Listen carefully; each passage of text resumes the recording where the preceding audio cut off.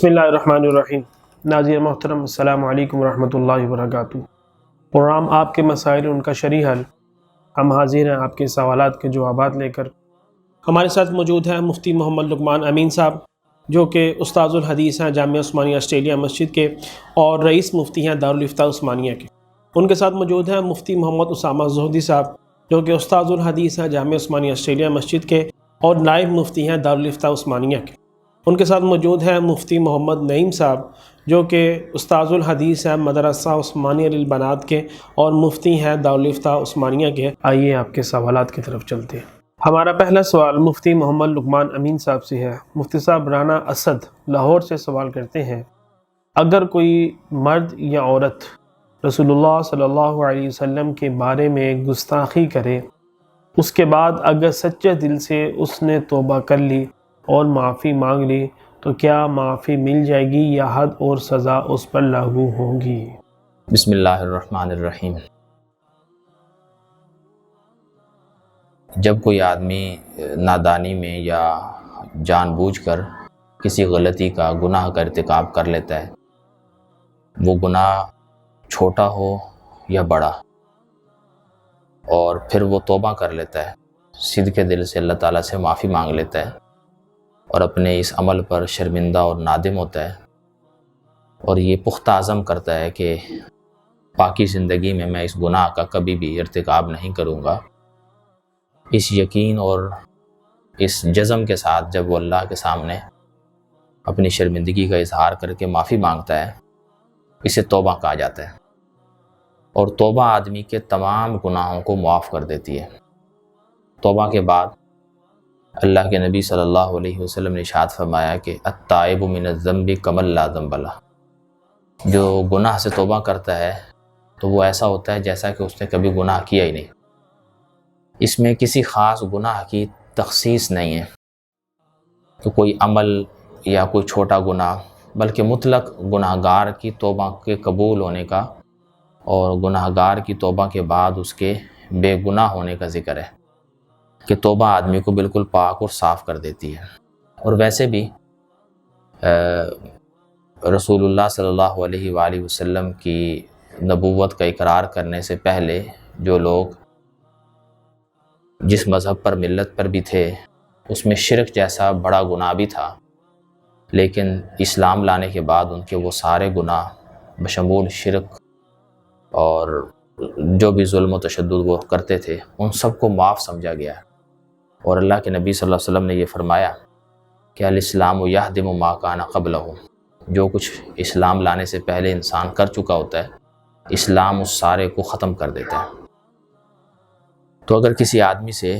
رسول اللہ صلی اللہ علیہ وآلہ وسلم کی کوئی بے ادبی ہو گئی تو صدق کے دل سے توبہ کرے، اور بعض صورتیں تو ایسی ہیں جس میں آدمی کافر ہوتا ہے تو سچے دل سے دوبارہ کلمہ پڑھے، تجدید ایمان کرے، مسلمان شادی شدہ تھا تو تجدید نکاح بھی کرے، تو اس کا یہ گناہ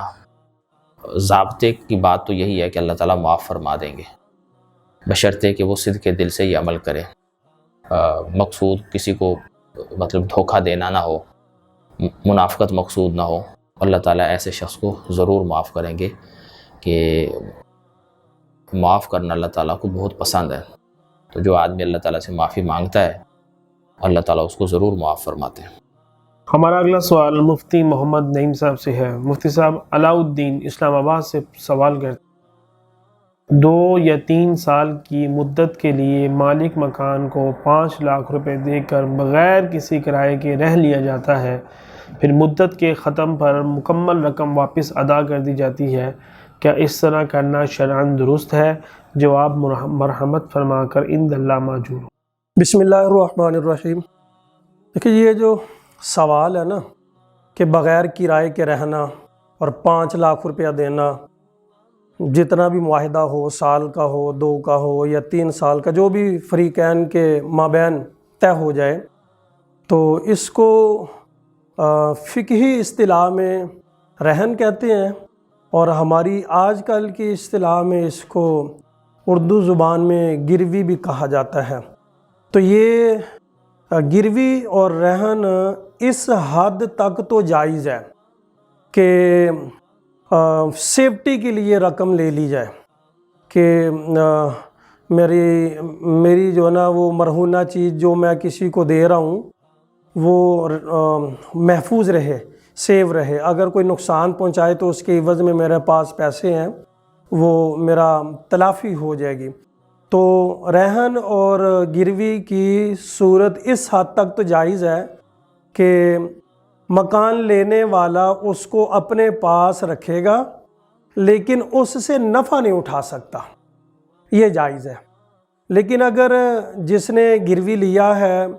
یا بطور رہن کی چیز لی ہے یا دی ہے، تو رہن جس نے جو چیز لی ہے رہن کے طور پر، وہ اس سے اگر نفع اٹھائے گا تو اس نفع کو فقہا نے سود لکھا ہے۔ اب سوال میں جو صورت ہے اس میں جو مکان والا ہے اس کو 2 سال کے بعد یا مقررہ وقت کے بعد اس کی جو طے شدہ رقم جو دی ہے وہ واپس مل جائے گی، اور یہ جو نفع ہے جو اس نے مکان کے اندر رہائش کی ہے یہ بغیر کسی عوض کے ہیں، تو لہٰذا اس کو جو فقہا نے سود کے حکم میں لکھا ہے تو اس طرح کرنا یہ سود کے حکم میں ہوگا، لہٰذا ایسا نہ کیا جائے۔ ہاں البتہ اور جو ہے نا وہ یہ 5 لاکھ اس نے اس کو دیا ہے، یہ بطور ایڈوانس کی ہو جائے اور ہر مہینے اس کو جو کرایہ چلتا ہے وہ دیتا رہے تو پھر ٹھیک ہے۔ یہ 2 صورتیں ٹھیک ہے، اور یہ جو درمیان والی صورت ہے کہ بغیر کرائے کے رہنا اور مقررہ وقت پہ اپنی رقم کو واپس لے لینا اور مکان میں رہائش کرنا ایک معاہدے کے تحت، وہ ناجائز ہوگی، سود کے حکم میں ہوگی۔ ہمارا اگلا سوال مفتی محمد اسامہ صاحب سے ہے۔ مفتی صاحب، احمد علی بھاولپور سے سوال کرتے ہیں، عورت کے پاس حج کے اخراجات ہوں مگر محرم کے اخراجات نہ ہوں تو وہ کیا کرے؟ کیا اکیلی حج پر جانے کی اسلام میں اجازت ہے؟ اور مسلمان عاقلہ بالغہ تندرست عورت کے پاس کتنی مالیت ہو تو اس پر حج کرنا فرض ہوتا ہے؟ بسم اللہ الرحمن الرحیم۔ یہ سوال 2 مسائل پر مشتمل ہے۔ پہلی بات یہ ہے کہ مسلمان عاقلہ بالغہ اور صحت مند عورت پر حج کب فرض ہوتا ہے، اس کے لیے نصاب کیا ہے۔ علماء نے لکھا ہے کہ حاجات اصلیہ اور ضروریات سے زائد اگر کسی عورت کے پاس اتنی رقم ہے جس رقم سے حج کے اخراجات کا انتظام ہو سکتا ہے تو اس پر حج فرض ہے، یا اس کی ملکیت میں اتنی جائیداد ہے یا مالی تجارت ہے جسے فروخت کر کے اتنی رقم حاصل ہو سکتی ہے جس رقم سے حج کا انتظام ہو سکتا ہے، ایسی صورت میں بھی حج فرض ہے۔ دوسرا مسئلہ یہ ہے کہ اگر محرم ساتھ نہیں ہے، دیکھیں اس مسئلے میں اگر عورت کے پاس اتنی مالیت ہے کہ اس پر حج فرض ہے تو ایسی صورت میں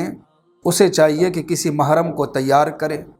اب آگے محرم کے خرچے کا مسئلہ ہوا تو بہتر تو یہ ہے کہ محرم اپنا خرچہ خود کر کے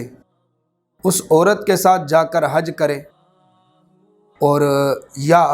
اگر محرم کے پاس اپنا خرچہ نہیں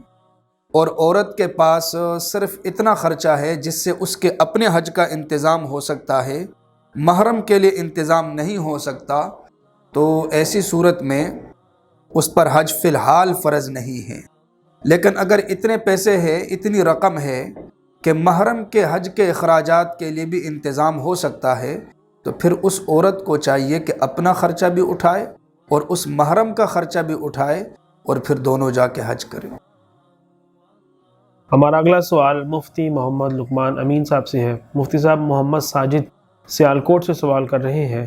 کیا غیر مسلم ملک میں مقیم مسلمانوں کا سود لینا اور دینا جائز ہے؟ اگر کسی خاص ملک میں ایسا کر سکتے ہیں تو وضاحت فرما دیجیے، برائے مہربانی قرآن و حدیث کی روشنی میں تفصیل سے رہنمائی فرما دیں۔ بسم اللہ الرحمن الرحیم۔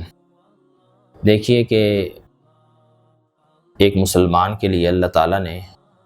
جو نظام اور جو طرز اسے عطا فرمایا ہے زندگی گزارنے کا، اس میں ایک بڑی واضح سی چیز جو ہے وہ حلال اور حرام کی تمیز ہے، کہ ایک مسلمان حلال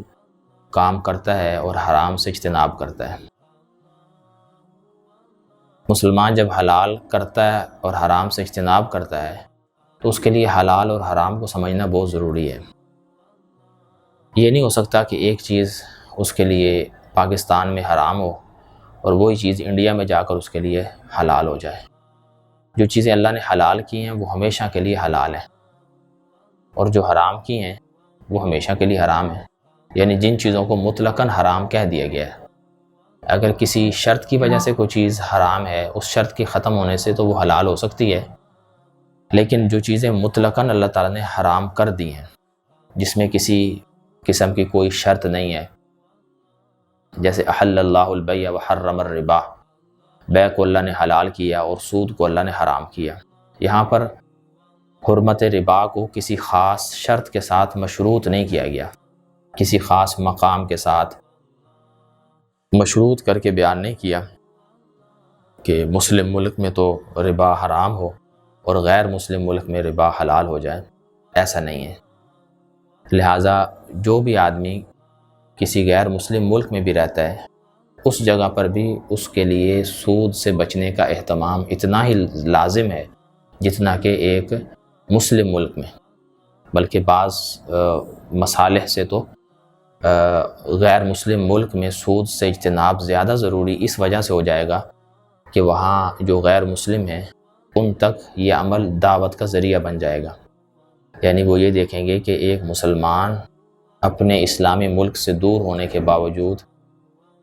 اس کے کہ اس کو وہاں کوئی پوچھنے والا نہیں ہے، کوئی اسے پکڑنے والا نہیں ہے ظاہری دنیا کے اسباب کے اعتبار سے، لیکن وہ پھر بھی محض اپنے رب کے خوف سے اور اپنے رب کے حکم کی تعمیل میں سود سے اجتناب کر رہا ہے، تو یہ عمل دعوت کا ذریعہ بنے گا غیر مسلموں میں۔ تو اس اعتبار سے تو غیر مسلم ممالک میں محرمات سے اجتناب کو زیادہ اہتمام کرنا چاہیے، محرمات سے اجتناب کا، تاکہ ہمارا یہ عمل غیر مسلم آبادیوں میں دعوت کا ذریعہ بنے، نہ یہ کہ آدمی یہ سوچے کہ بھئی میں تو غیر مسلم ملک میں ہوں، یہاں کسی کو کیا پتہ کہ میں کیا کھا رہا ہوں کیا پی رہا ہوں، تو حرام چیز کا ارتکاب کرنے لگے۔ یہ گناہ ہے ویسا ہی جیسا کہ مسلم ریاست میں رہتے ہوئے یہ حرام کا ارتکاب گناہ تھا۔ تو اس لیے یہ غلط فہمی ذہن سے نکال دینی چاہیے کہ غیر مسلم ممالک میں سود کی اجازت ہو سکتی ہے، ایسا بالکل نہیں ہے۔ ہمارا اگلا سوال مفتی محمد نعیم صاحب سے ہے۔ مفتی صاحب، میاں محمد اسلم نارووال سے سوال کرتے ہیں، اگر کتے کا جسم کپڑوں سے ٹچ ہو جائے تو کیا کپڑے پاک رہیں گے یا ناپاک ہو جائیں گے؟ دوسرا سوال یہ پوچھا گیا ہے کہ کتے کا جسم کپڑوں سے لگ جائے تو کپڑے ناپاک ہوں گے یا نہیں۔ تو اس میں تھوڑی سی تفصیل ہے کہ اگر کتے کا جسم گیلا ہے، کہ تر ہے پانی کی وجہ سے یا کسی اور کیچڑ وغیرہ کی وجہ سے، تو اگر وہ کپڑے کو لگ گیا تو اب جو ہے نا وہ کپڑے ناپاک ہوں گے، ان کو دھونا ضروری ہوگا۔ لیکن اگر وہ گیلا نہیں ہے تو پھر اس کے جسم پہ نجاست بھی نہیں لگی ہوئی، کتے کے جسم پہ کوئی ظاہری نجاست نہیں لگی ہوئی اور اس کا جسم بالکل خشک ہے، اب وہ کپڑوں سے ٹچ ہو جاتا ہے، تو اب صرف ٹچ ہونے سے جو ہے نا وہ کپڑے ناپاک نہیں ہوتے، کپڑے ناپاک نہیں ہوں گے، اس کا جسم اور کپڑے پاک ہی رہیں گے۔ ہمارا اگلا سوال مفتی محمد اسامہ صاحب سے ہے۔ مفتی صاحب، جلال الدین کوئٹہ سے سوال کر رہے ہیں، کیا موبائل اسکرین پر قرآن پاک پڑھتے ہوئے ماؤس یا بٹن سے ورق پلٹنا چھونے کے زمرے میں آتا ہے؟ قرآن و سنت کے مطابق رہنمائی فرمائیں۔ بسم اللہ الرحمن الرحیم۔ شرعی مسئلہ یہ ہے کہ اگر کوئی موبائل کی اسکرین سے دیکھ کر تلاوت کرتا ہے تو شرعاً حکم یہ ہے کہ وہ صفحہ پلٹانے کے لیے یا ویسے ہی موبائل کے اسکرین کو ہاتھ نہیں لگا سکتا، لیکن اگر ایسی صورت ہے کہ وہ کسی بٹن کے ذریعے صفحہ پلٹا سکتا ہے یا ماؤس کے ذریعے وہ صفحہ پلٹا سکتا ہے تو شرعاً اس میں کوئی حرج نہیں، اس طریقے سے تلاوت کر سکتے ہیں۔ لیکن پھر بھی علماء نے لکھا ہے کہ چونکہ قرآن اللہ تبارک و تعالیٰ کی عظیم کتاب ہے اور عظمت اور احترام ضروری ہے، بہتر یہ ہے کہ چاہے وہ بٹن کے ذریعے صفحہ پلٹائے یا اپنے ہاتھ کے ذریعے صفحہ پلٹائے، فرمایا کہ اس کے لیے اسے چاہیے کہ وہ وضو کرے۔ ہمارا اگلا سوال مفتی محمد لقمان امین صاحب سے ہے۔ مفتی صاحب فیصل گجر فیصل آباد سے سوال کر رہے ہیں، پاکستان نیشنل سیونگ سینٹر کی بچت منافع ہے یا سود؟ شریعت کی روشنی میں رہنمائی فرمائیں۔ بسم اللہ الرحمن الرحیم۔ دیکھیے، یہ نیشنل بینک میں جو سیونگ سرٹیفکیٹ ہوتے ہیں اور لوگ انہیں خریدتے ہیں، رقم دیتے ہیں، تو شرعی اعتبار سے ان کی صورت صرف قرض کی بنتی ہے، گویا کہ ہم انہیں یہ رقم قرض کے طور پر دے رہے ہیں، ان سے ایک رسید وصول کر رہے ہیں جس پر ایک خاص تناسب سے نفع لکھ کر وہ دے دیتے ہیں کہ اتنا نفع آپ کو ملے گا۔ تو یہ چونکہ شرعی اعتبار سے قرض کی صورت بنتی ہے اور قرض پر کسی بھی طرح کا نفع لینا غلط ہوتا ہے، تو اس لیے ہمارے مفتیان کرام یہی بتاتے ہیں کہ نیشنل بینک کے سیونگ سرٹیفکیٹ جو ہیں ان سے ملنے والا نفع حلال نہیں ہوتا بلکہ سود کے زمرے میں آتا ہے، اس لیے اس سے اجتناب کرنا چاہیے۔ آپ کو متبادل اور صورت نکالی جا سکتی ہے، یعنی وہ رقم کسی کے پاس مزاربت کے طور پر یا شرکت کے طور پر لگائی جا سکتی ہے، لیکن ہماری معلومات کے مطابق کم از کم یہ جو سرٹیفکیٹ ملتا ہے یہ ان دونوں بنیادوں پر نہیں ہوتا بلکہ محض قرض کی حیثیت سے جاری کیا جاتا ہے، لہذا اس پر ملنے والا نفع درست نہیں ہے۔ ہمارا اگلا سوال مفتی محمد نعیم صاحب سے ہے۔ مفتی صاحب محمد سکندر جہلم سے سوال کرتے ہیں، غسل کے بعد اگر جسم پر نجاست نظر آئے تو کیا پھر سے غسل کرنا پڑے گا یا جگہ کا دھونا کافی ہے؟ تیسرا سوال سائل نے یہ پوچھا کہ غسل کر لیا، غسل کرنے کے بعد پتہ چلا کہ جسم پہ نجاست لگی ہوئی ہے، تو وہ نجاست نظر آ رہی ہے، تو لہٰذا اس کا مطلب یہی ہے کہ وہ جتنی جگہ پہ نجاست لگی ہے اتنی جگہ کو دھو لینا ضروری ہے۔ نئے سرے سے کلی کرنا، غرغرے کرنا، ناک میں پانی ڈالنا یہ تو ضروری نہیں ہے، البتہ جتنی جگہ پر نجاست لگی ہے اتنی جگہ کا دھونا یہ ضروری ہے۔ اس سے وہ دھو لے اور نجاست کو زائل کر دے، ختم کر دے، تو اب اس کا جو نا وہ جسم پاک ہو جائے گا۔ ہمارا اگلا سوال مفتی محمد اسامہ صاحب سے ہے۔ مفتی صاحب بشارت علی اٹک سے سوال کرتے ہیں، کسی شخص نے کہا کہ تیرے گھر میں کھانا میرے لیے حرام ہے، اب اس شخص نے کھانا کھا لیا تو کیا اس شخص پر دونوں صورت میں قسم کا کفارہ لازم ہے جبکہ اس نے قسم کا لفظ استعمال نہیں کیا؟ بسم اللہ الرحمن الرحیم۔ یہ عجیب سا سوال ہے۔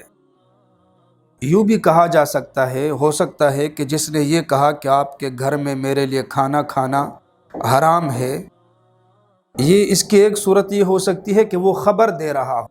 یعنی مسئلہ بیان کر رہا ہو کہ آپ کے گھر میں کسی سبب کی وجہ سے میرے لیے کھانا کھانا حرام ہے، کسی سبب کی وجہ سے وہ ایسا کہہ رہا ہے، تو ایسی صورت میں تو قسم والی بحث ہے ہی نہیں، وہ تو اصل مسئلے کو دیکھا جائے گا کہ کیا مسئلہ ہے۔ دوسری صورت یہ ہے کہ وہ یہ کہنا چاہتا ہے کہ آپ کے گھر کے اندر جو بھی کھانا موجود ہے اس وقت، اگر میں آپ کے گھر میں داخل ہو جاؤں اور وہ کھانا میں کھاؤں تو میرے لیے حرام ہے، گویا کہ وہ کھانا اس نے اپنے اوپر حرام کر دیا۔ تو فقہا نے لکھا ہے کہ ایک آدمی اگر اپنے اوپر حلال چیز حرام کر دیتا ہے تو یہاں قسم کا معنی پیدا ہو جائے گا، یعنی یہ قسم والی صورت بن جائے گی، اور اس کے بعد اگر وہ جا کر وہ کھانا کھاتا ہے جو اپنے اوپر اس نے حرام کیا تو ایسی صورت میں اس کی قسم ٹوٹ گئی اور کفارہ لازم آئے گا، اور قسم کا کفارہ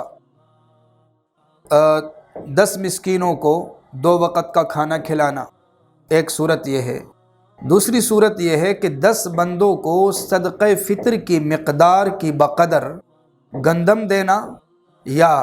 رقم دینا، اس کی قیمت دینا، یعنی 10 بندوں میں سے ہر ایک کو ایک صدقہ فطر کی مقدار کے بقدر رقم دینا، اور اگر یہ بھی نہ کر سکے تو پھر یہ ہے کہ 10 میں سے ہر ایک کو ایک جوڑا پہنائے کپڑے کا، ایک جوڑا بنا کر ان کو دے دے، اور اگر یہ بھی نہ کر سکے تو پھر 3 روزے رکھ لے۔ تو ناظرین محترم یہ تھے ہمارے آج کے سوالات کے جوابات. انشاءاللہ آپ کے بقیہ سوالات کے جوابات لے کر اگلے ہفتے حاضر ہوں گے. تب تک کے لیے اپنے ادارے جامعہ عثمانیہ آسٹریلیا مسجد کو، اس کے رفقا کو، اس کی میڈیا ٹیم کو دعاؤں میں یاد رکھیے گا. اللہ حافظ.